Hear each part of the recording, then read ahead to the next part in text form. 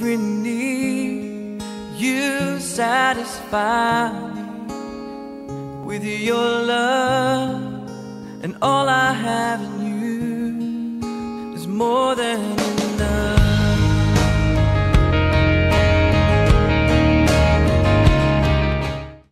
할렐루야, 아멘.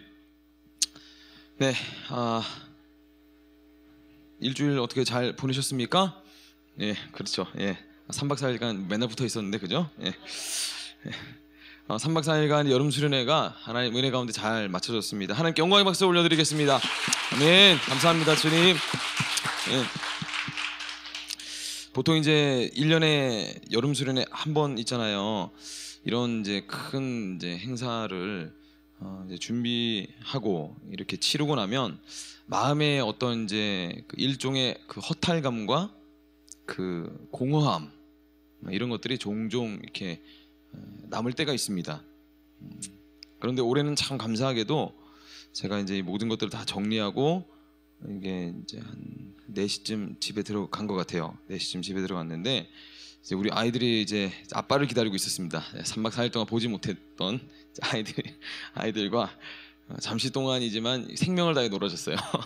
생명을 다해 놀아주고 그래서 아주 잠깐 좀 눈을 붙인 다음 다시 또 일어나서 이제 설교 준비하러 교회에 왔습니다. 교회에 와서 한 10시 넘어 집에 들어간 것 같아요. 그래서 한 11시 넘어서 잠자리에 든 것 같은데 그래서 어쨌든 마음이 이렇게 공허한 채로 뭐 어떤 그 공허함을 이렇게 묵상하면서 야, 인생이란 뭘까? 막 이런 헛된 시간 보낼 시간조차 없었던 것 같습니다. 여러분들은 뭐 이제 댁으로 들어가셔서 하루 종일 주무시느라 어제 잤더니 오늘 눈을 뜨는 놀라운 기적이 일어나는 그런 시간들이었을 것으로 제가 생각을 하는데 어쨌든 이번 수련회가 끝나고 나서 보통 사람이 그렇잖아요. 시간이 남아돌면 죄 짓는데 시간을 보내는데 그럴 시간도 없고 틈도 없고 그래서 오히려 또 더 하나님 은혜로 가게 되어졌던 그런 시간들이었던 것 같습니다. 이 인간을 다루시는 하나님의 섭리는 언제나 우리에게 최선의 것을 주신다는 것에 너무 동의가 되어지는 어제였습니다. 어벤져스 여러분 영화 혹시 보셨는지 모르겠어요. 인피니티 워 최근에 개봉했었던 영화에서 악역으로 나왔던 타노스라는 인물이 있어요. 주인공들보다 훨씬 더 큰 배역과 시간을 잡아먹었던 악역인데 그 영화에 보면 이제 타노스의 이게 딸이 나와요. 딸이 나오는데 자기가 이제 힘을 얻기 위해서 자기 가장 사랑하는 무언가를 희생시켜야 한다는 이제 이 테스트가 주어집니다. 그래서 이 악역 이 타노스가 자기 이제 딸을 절벽으로 이렇게 밀어버리는 그러면서 이제 탁 밀어버려서 눈물 쏟으면서 막 이렇게 하거든요. 결국엔 그 힘을 얻습니다. 힘을 얻고 나서 또 다음 또 이제 그 자기가 힘을 얻을 수 있는 곳으로 이동을 막 전투를 치르다가 그런 말을 해요. 너 이제 많이 슬프겠구나. 내가 너의 그 슬픈 마음을 잘 안다. 그러면서 이런 대사를 합니다. 지금은 슬퍼할 때가 아니다. 나도 참 슬픈데 지금은 내가 슬퍼하고 있을 때가 아니다. 이런 말을 해요. 그렇습니다. 여러분, 우리가 수련회에서 각자가 여러분 느낀 은혜 그리고 또 어떤 아쉬움들만 간직하고 있기에는 우리에게 앞으로 다가올 순간들이 너무 소중합니다. 그리고 너무 중요하죠. 그렇기에 이런저런 마음들은 우리가 뒤로 하고 우리에게 다가올 순간들을 맞이할 준비가 필요하겠죠. 오늘 이 말씀이 여러분들에게 그 다음을 넥스트 준비할 수 있는 은혜로 다가오기를 소망합니다. 36절 며칠 후에 바울이 바나바더로 말하되 우리가 주의 말씀을 전한 각 성으로 다시 가서 형제들이 어떠한가 방문하자. 이제 오늘 말씀부터 해서 이제 사도행전 18장까지 바울의 2차 전도 여행이 진행되어집니다. 그럼 전에 한 번 했었던 건 1차 전도 여행이죠. 1차 전도 여행을 하고 이제 잠깐의 시간이 지나고 다시 2차 전도 여행을 떠나려고 하는 시점이에요. 이 2차 전도 여행, 이번 전도 여행의 이 목적은 처음에 갔었던 1차 전도 여행에서 본인이 이제 바울과 바나바가 복음을 전했던 곳들을 쭉 이렇게 한번 둘러보면서 복음이 얼마만큼 잘 전해졌는지, 얼마만큼 하나님 믿으면서 잘 살아가고 있는지 이것을 한번 둘러보기 위한 확인차 떠난 여정이었죠. 36절 초반부에 이렇게 얘기합니다. 며칠 후에, 그렇죠, 1차 전도 여행이 끝나고 다시 선교 여행의 전초기지인 안디옥 교회로 바울과 바나바 전도 여행의 일행들이 돌아오게 됩니다. 선교 여행으로 쌓인 이 여독을 풀면서 동시에 안디옥 교회를 말씀으로 가르치는 사역을 진행합니다. 그러니까 계속해서 뭐 쉰 것이 아니라 쉬러 왔지만 또 그 가운데서 하나님이 허락하신 사역들을 계속해서 진행해 나갔다라는 것이죠. 우리는 여기에서 여러분 이 쉼이라는 개념에 대해서 새롭게 한번 생각해 보게 됩니다. 사도행전에 의하면 이 쉼이라는 것은 쉼 자체가 목적이 아니었다라는 것이죠. 쉼은 또 다른 도약을 하기 위한 쉼이라는 겁니다. 특별히 사도행전에서는 복음을 전하기 위한 쉼이었다. 영적인 의미로 우리가 얘기를 하자면 거룩한 영적 전쟁을 위한 재정비의 시간을 가졌다, 이렇게 얘기할 수 있다는 거죠.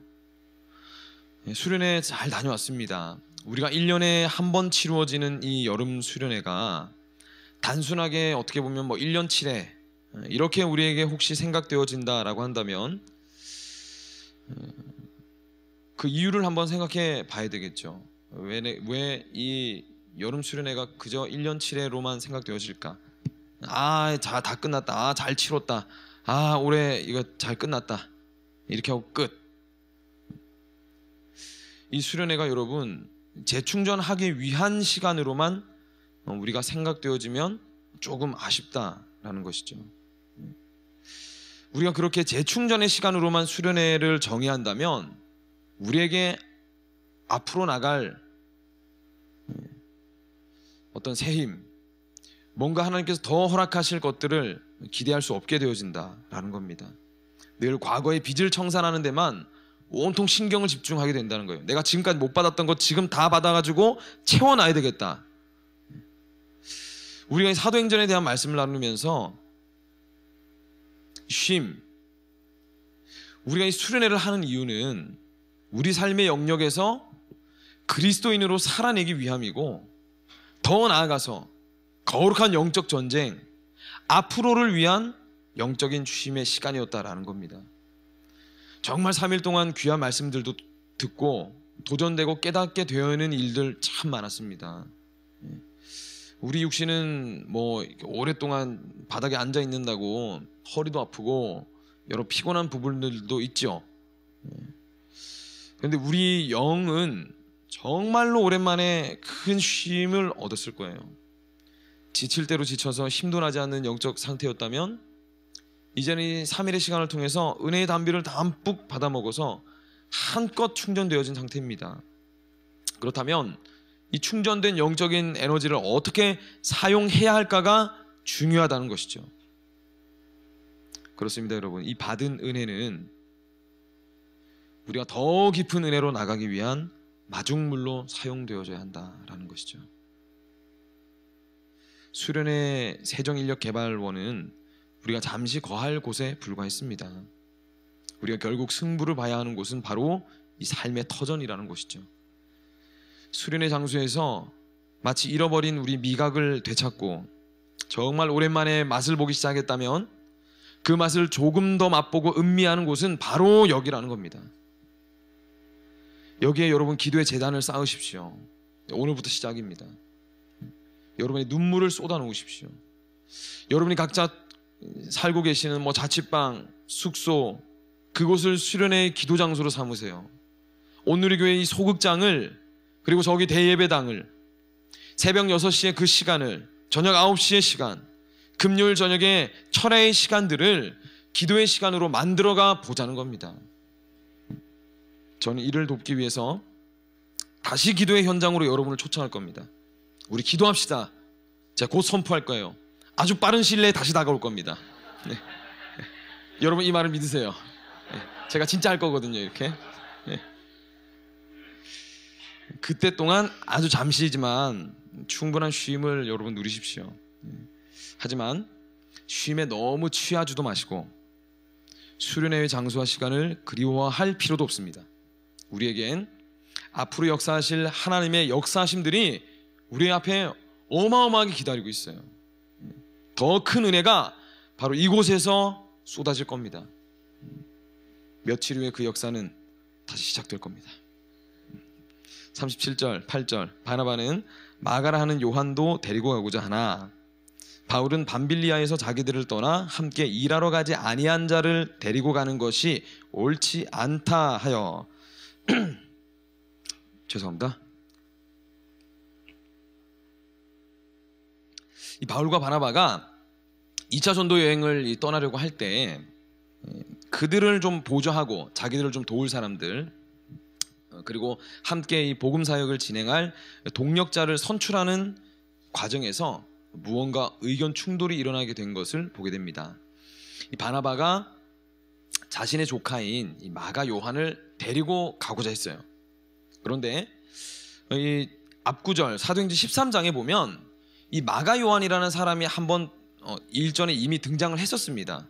그런데 이 바울 바나바와 함께 1차 전도 여행을 할 당시에 이 마가 요한이라는 바나바의 조카가 무단 이탈하는 이제 사건이 벌어지게 되죠. 자, 이탈을 해서 예루살렘 교회로 되돌아가는 이제 일이 벌어집니다.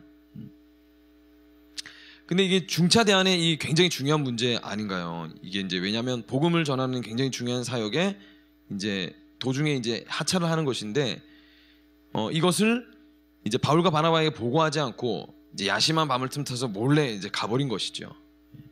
성서학자들이 이 누가가 기록한 사도행전에서 왜 마가 요한이 돌아갔는지에 대한 이유를 기록을 하지 않고 있습니다. 그래서 성서학자들이 이제 이걸 추측을 해보기 시작했어요. 몇 가지의 이제 그 이유들을 이제 얘기를 하는데, 먼저는 이 선교 사역을 이제 생각으로만 하고 있다가 직접 이렇게 한번 부딪혀 보니까 너무 힘들고 두려운 거예요. 그래서 도중에 이탈을 했다. 이렇게 예상하는 이제 의견이 있고, 혹은 여러분 제가 저번 주에 말씀드렸듯이 이 사도행전을 쭉 이렇게 보면 베드로의 사역이 끝나고 나서 이방 선교의 사역이 시작될 때 이제 사울이 예수 그리스도를 만나서 바울이 되고, 그리고 이 바울을 이제 진정한 사도로서 인정하기 위해서 굉장히 전심전력으로 도와준 사람이 한 명 있었습니다. 그 사람이 바나바죠. 바나바. 그래서 이 바나바가 이제 도와줘가지고 이 전도 사역이 이제 진행되어지게 되는데, 이 중반부쯤 보면 늘 기록되어 있는 것이 이래요. 바나바와 그리고 누구 사울, 바나바와 바울, 그러다가 후반부로 좀 흘러가면 바울과 바나바 이렇게 바뀝니다. 이게 리더십이 점점 이렇게 바뀌어지게 되었다는 것을 의미하거든요. 이 성경에서는 먼저 이름 적힌 사람이 중요하다. 무조건 그렇습니다. 그런데 이제 이름이 바뀌었어요. 마가 요한이 삼촌이 바나바이지 않습니까?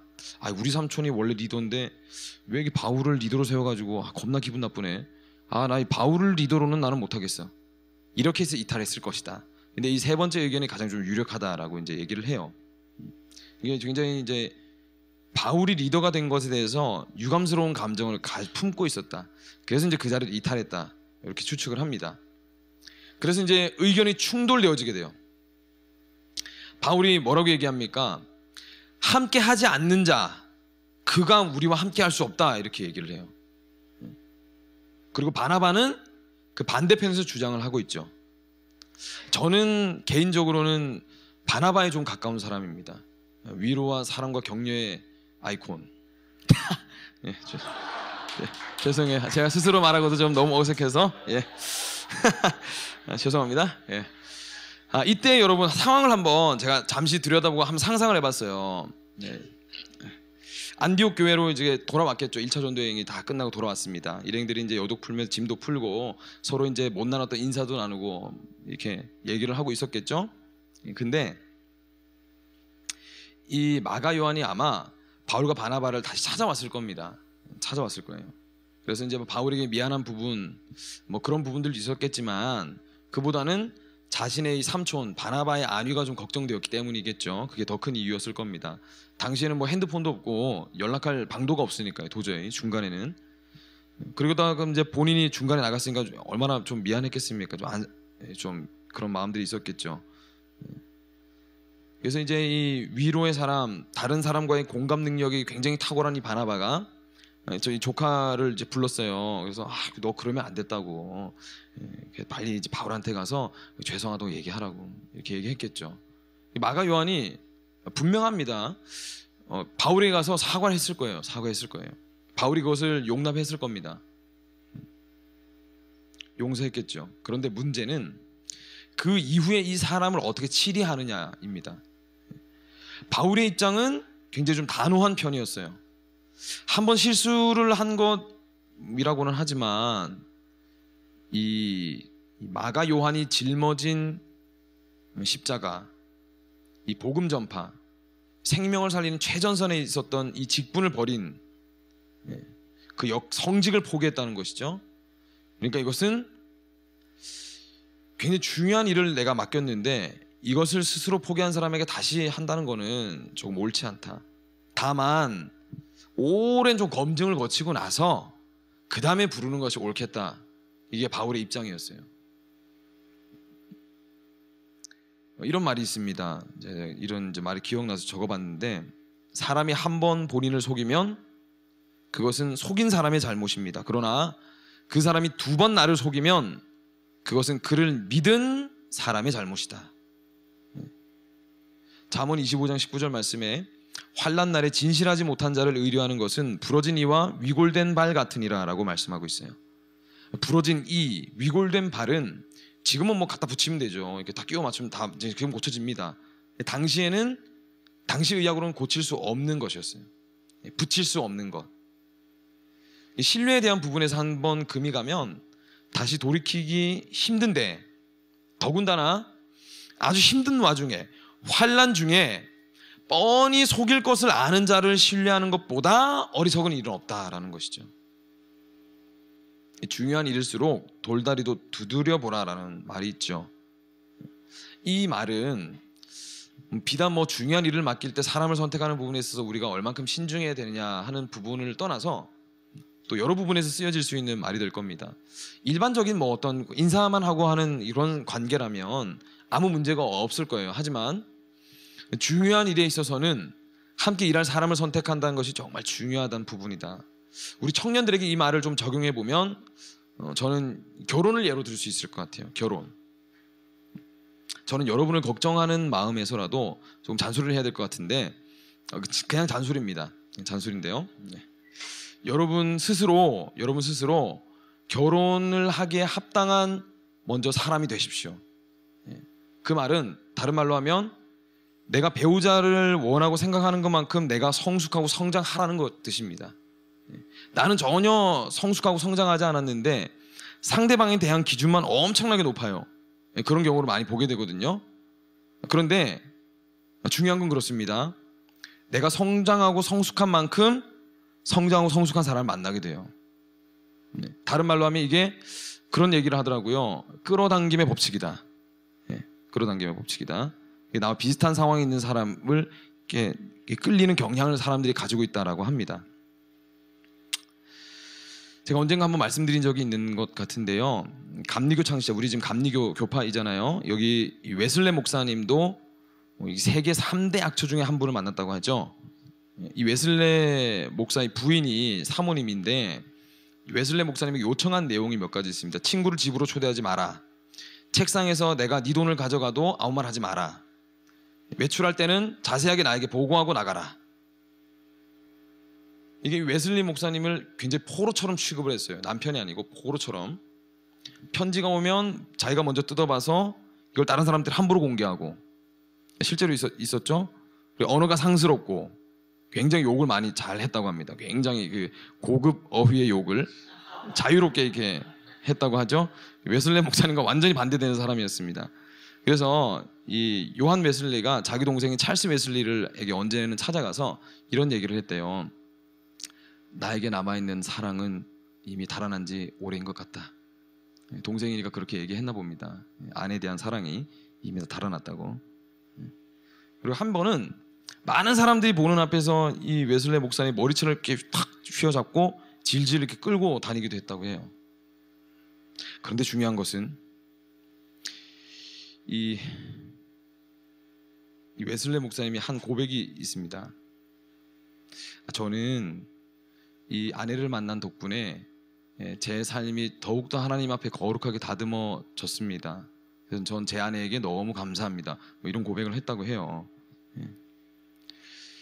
그런데 여러분, 우리가 정말로 우리가 굉장히 높은 수준의 신앙을 가진 사람이 우리가 아니라면 이런 선택은 화를 불러오겠죠. 굉장히 고달픈 삶이 되어진다. 그러니까 여러분, 오래 만나보고 선택을 하시고, 다른 한편은 내가 다른 사람을 만나기에 합당한 성품과 또 다른 사람을 배려하는 마음을 갖추고 있는가 돌아봐야 합니다. 그래서 성장하고 성숙하기 위해서 달려나가야 되겠죠. 어찌되었든 여러분, 바울은 이 선교 사역에 있어서만큼은 동력자를 선택하는 부분에 있어서 굉장히 단호한 부분이 있었어요. 그래서 이런 중요한 일에는 한번 신뢰를 잃어버린 사람은 좀 오랜 검증을 거치고 그때 이제 부르자, 이런 입장이었죠. 그런데 위로의 사람 바나바는 어떻습니까? 바나바, 사랑과 위로의 사람입니다. 다시 기회를 주자, 이번에는 잘할 것이다, 이 주장을 했어요. 두 사람의 주장이 두 장 중에 틀렸다라고 얘기할 수는 없습니다. 이건 뭐 단지 우리가 데리고 다니는 것이고 허드렛 일 맡기면 되고, 이 원문에는 이제 그런 의미가 담겨져 있어요. 함께 따라간다라고 하는데, 그 따라간다는 의미가 중요한 일을 맡긴다라는 의미가 아니라 함께 그냥 동행한다라는 가벼운 의미를 담고 있습니다. 그렇기 때문에 뭐 이런 이제 가벼운 일을 맡기면 되지 않겠느냐, 한 번 더 기회를 주자, 이렇게 이제 얘기를 했던 것이죠. 그래서 둘이 이제 이게 점점 말의 언성이 점점 높아지기 시작합니다. 그래서 39절에 뭐라고 얘기하나요? 서로 심히 다투어 피차 갈라섰다. 바나바는 마가를 데리고 자기 조카를 데리고 갔죠. 결국 두 사람은 굉장히 심하게 다투게 돼요.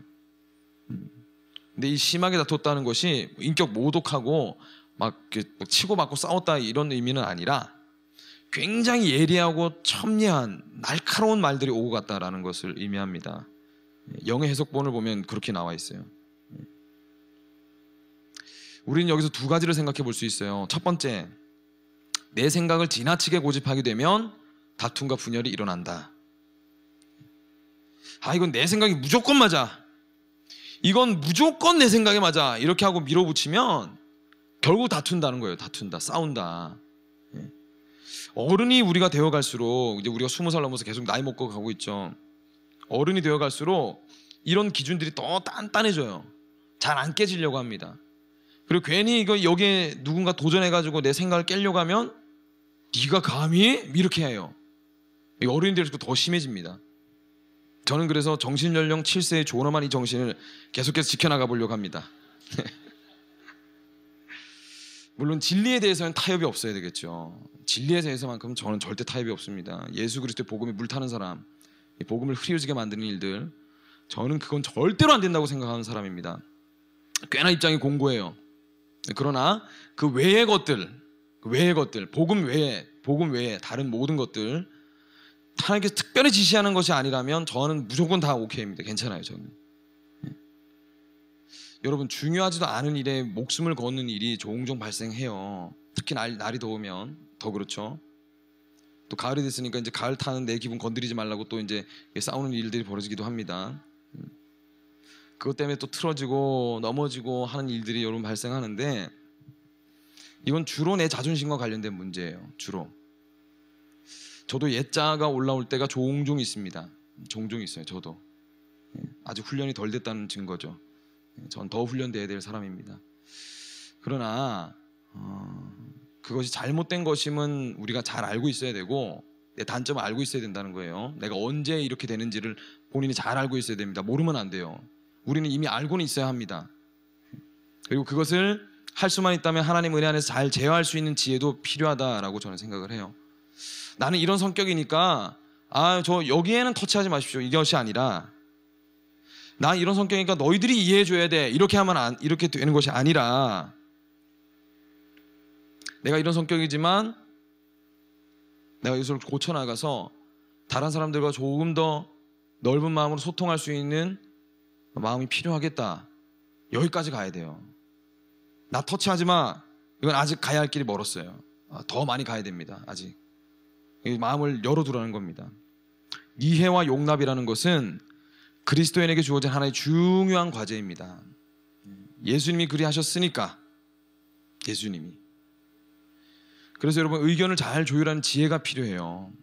상대방의 주장도 옳다면 상대방의 주장이 옳아요. 내가 가만히 들어보니까. 그럼 들을 수 있는 귀가 일단 필요하겠죠? 들었어요. 옳은 것 같아요. 그러면 내 생각을 양보할 수도 있어야 된다는 겁니다. 우리 100명이 모였는데 이 100명이 생각이 다 다를 수 있어요. 근데 한 사람의 말만 듣고 그 의견만 존중해 줄 수는 없어요. 그렇지만 또 어떤 방향성을 가지긴 해야 되겠죠? 이게 어렵습니다. 내 입맛에 다 맞을 수는 또 없어요. 하지만 분명한 것은 하나님이 이미 여러분에게 최선의 것을, 최고로 좋은 것들을 허락하셨다는 겁니다. 누군가 나에게 내 생각과 맞지 않는 것들을 허락하실 때 내가 충분히 생각해보고 고민해보고 경청해보고 내가 틀릴 수도 있겠다. 여러분 늘 이렇게 열린 마음을 가질 수 있기를 소망합니다. 그러면 우리에게 남게 되는 것은 불평과 불만이 아니라 감사와 찬양이 되어질 줄로 믿어요. 또 한 가지, 우리는 모두 허물 많은 존재임을 인정해야 합니다. 천하의 둘째가라면 서러운 바울과 바나바였어요. 이 초대교회 기독교계의 대표성을 띠고 있는 사람이었습니다. 또 그 자리에 걸맞는 복음에 대한 열정과 사랑으로 가득 찬 사람이었어요. 바울이 여러분 좀 단호한 모습을 보이긴 하지만 그의 중심에는 예수 그리스도 사랑으로 충만한 사람이었습니다. 우리가 그것을 오해해서는 안 돼요. 그런데 두 사람이 말다툼을 하고 말았던 겁니다. 주변 사람들이 얼마나 많은 영향을 받았을지는 불보듯 뻔한 일이겠죠. 하지만 한편으로 우리는 이 두 사람도 결국 사람이라는 것을 보게 됩니다. 사람은 모두가 다 연약해요. 그래서 우리가 의지할 분은 오직 예수님 한 분밖에 없는 줄로 믿습니다. 사람을 의지하고 사람을 바라보다가는 실망하고 넘어지게 된다. 한 번쯤 여러분 다 한번 경험해 보셨을 거예요. 저도 경험해 봤습니다. 존경하고 사랑하는 분의 실망스러운 모습을 보고 그분이 싫어지고 이렇다기보다는 저는 기독교계에 굉장히 큰 좀 절망감을 느꼈던 적이 한 번 있습니다. 그래서 저런 분들도 넘어지고 쓰러지는데 기독교가 소망이 없구나. 저분보다 못한 나는 그러면 더 소망이 없구나. 목사를 때려치워야 되겠다. 이렇게 이제 우울한 세월을 보냈던 적도 있었습니다. 우리가 실망할 때 나를 한번 돌아봐야 돼요. 나는 도대체 내 인생에서 누구를 의지하며 살았는지. 여러분, 이 단에 있는 저도 완전한 사람이 아니에요. 완전한 사람이 절대로 아닙니다. 그래서 매 순간 제가 선택하고 말 한마디에 온갖 집중을 하고 단어 선택도 굉장히 집중을 해서 하려고 하는 편입니다. 상처받지 않기를 원하기 때문에. 그런데도 실수할 때가 있어요. 종종 있습니다. 종종. 저도 누군가에게 상처를 줄 때가 있고 제가 의도하지 않지만 아픔을 줄 때가 있어요. 혹여 저에게 그런 상처와 아픔을 당한 분이 계시다면 제가 알고 있는 한 좀 찾아가서 사과를 하는 편인데 아직까지 사과를 못 받았다면 제가 가고 싶지만 못 갈 만한 상황이 있어서 못 간 겁니다. 그리고 제가 인지하지 못했기 때문이겠죠. 그래서 혹여나 나 목사님한테 사과받을 거 있는데 한번 찾아가야 되겠다. 얼마든지 찾아오세요. 시원한 차 한 잔 제가 대접하겠습니다 하면서 얘기 나눠보면 제가 그렇게 꽉 막힌 사람이 아니고 얼마든지 대화가 가능한 사람이라는 것을 경험한 몇몇 청년들이 있습니다. 한번 물어보세요. 저는 예수님은 아닙니다. 저는 예수님이 아니에요. 하지만 예수님과 같은 길을 걸어가기를 정말 소망하는 사람이기는 합니다. 그러면 너와 나의 연결고리는 뭐죠? 여러분과 저와의 연결고리. 우리는 다 같이 연약한 인간일 뿐이다 라는 거죠. 사람 중에는 완전한 사람은 한 사람도 없습니다. 우리는 다 허물 많은 존재예요. 불완전합니다. 그런데도 우리 공동체가 하나님 뜻을 향해서 나아가려고 발버둥 치고 있다는 이 사실은 저에게 있어서는 이건 어마어마한 하나님의 은혜로 밖에는 보이지 않아요. 말씀을 들었을 때 즉각적으로 반응하는 저 청년들을 보면 야, 이건 여기서 기적이 일어나고 있구나, 그런 생각들밖에 들지 않습니다. 우리는 여전히 자격 없어요. 비판할 자격도 없습니다. 다만 실수를 할 뿐이죠. 부족합니다. 그렇습니다. 우리에게는 존재로 사랑할 수 있는 은혜가 필요해요. 부족한 것에 대해서 불평하기보다는 주어진 것에 감사하는 시선이 필요합니다. 이제 마지막입니다. 40절, 41절. 바울은 신라를 택한 후에 형제들에게 주의 은혜의 부탁함을 받고 떠나 수리아와 길리기아로 다니며 교회들을 견고하게 하니라. 바울과 바나바는 이제 따로 이제 그룹을 만들어서 전도 여행을 이제 떠나게 됩니다. 그럼 이 둘의 관계는 어떻게 되었을까요? 엄청 심하게 좀 싸웠죠. 그래도 말다툼 굉장히 심하게 하고. 그런데 고린도전서 9장 6절에 보면 바울과 바나바가 서로 화해했다는 것을 우리가 알 수 있습니다. 그러니까 서로의 사역을 인정하고 귀한 사역들을 또 이루어가는 존재들이라는 것을 고백을 합니다. 바울이. 그러니까 화해를 했다는 것이죠. 이후에 이 바울이 마가 요한에 대해서도 이렇게 얘기를 합니다. 자기의 진정한 동력자, 이렇게 표현을 해요. 이것이 빌레몬서에 이제 적혀져 있는데 나중에 1장 24절을 한번 보십시오. 이게 마가 요한에 대해서도 바울이 표현하는 표현이 잘 나와 있습니다. 그러니까 모든 이들과 다 이제 화해를 했어요. 결국에는 이 말다툼 하고 나서 이들이 어떻게 했습니까? 여전히 각자의 사역의 방향을 놓치지 않고 달려나갔어요. 여전히 이거 중요합니다. 여전히. 우리는 어떻습니까? 에이, 나 기분 나쁘네.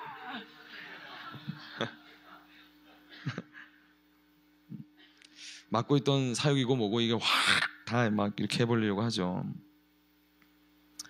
우리 감정 얼마든지 기분 나빠질 수 있어요. 우리는 연약하기 때문에 얼마든지 이해합니다.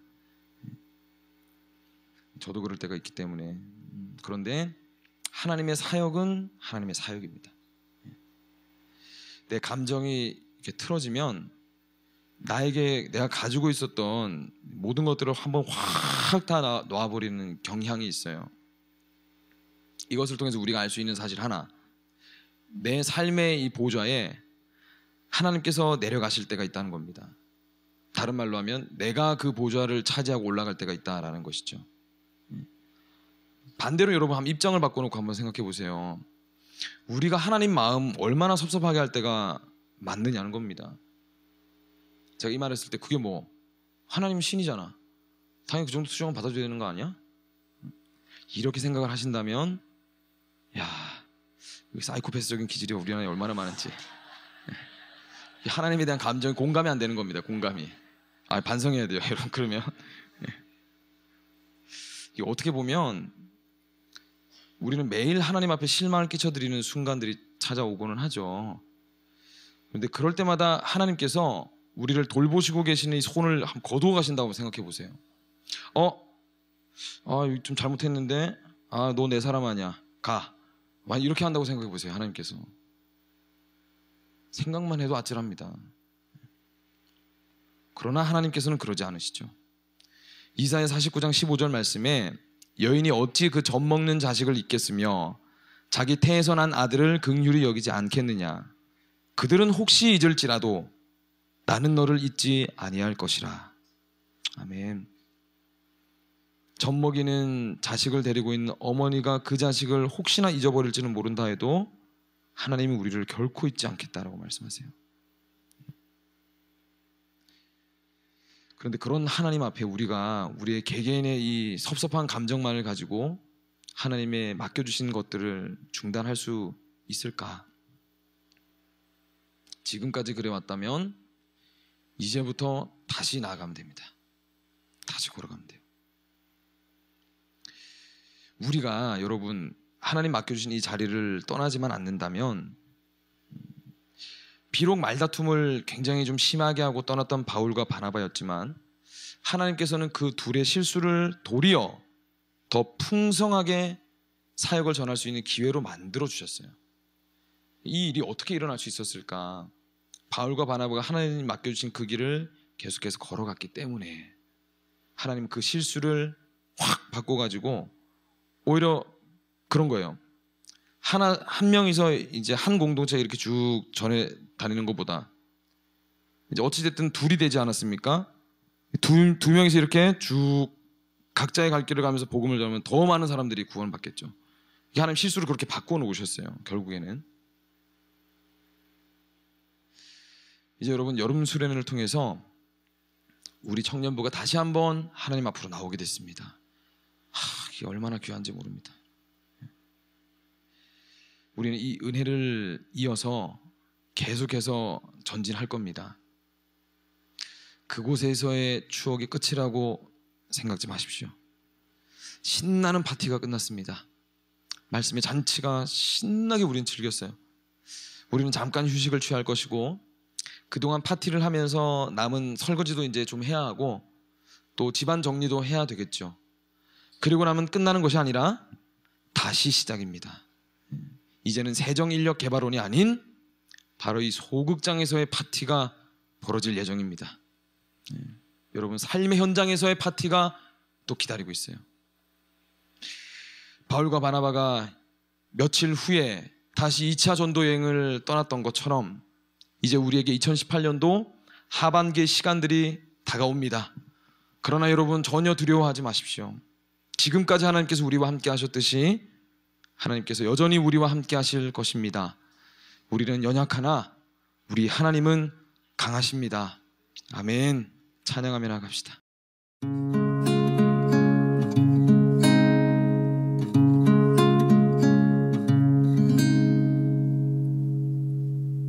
하루가 저물어 밤이 되면 동네 아이들 하나 둘 다 집으로 가고 어둠이 내리는 저 언덕 위로 긴 나의 하루도 저문다. 밤하늘 가득 주님 품에 오늘 하루를 정직하게 그려본다. 감사도 열정도 조금 아쉬운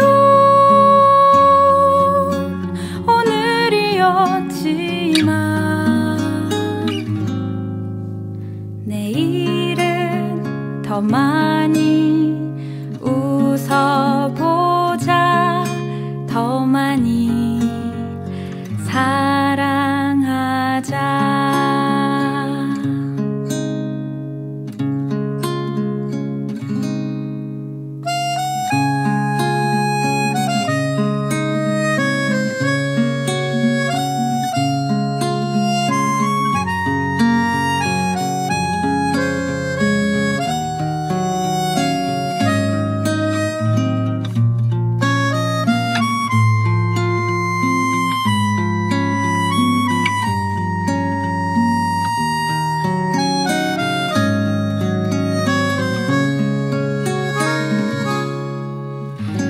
인생이 저물어 밤이 오면 허락된 여행 마친 후 홀로 떠나야 해. 어둠이 내리는 저 언덕 위로 짧았던 인생이 저물 때 주님 주셨던 시간 속에 나는 얼마나 후회 없이 살았을까. 얼마나 웃었을까.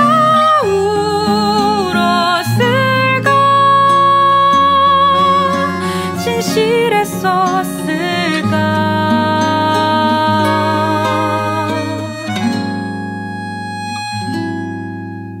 이 밤에 부르는 삶의 노래가 늘 똑같은 일상에 지친 모든 이들 마음에 살며시 내려앉기를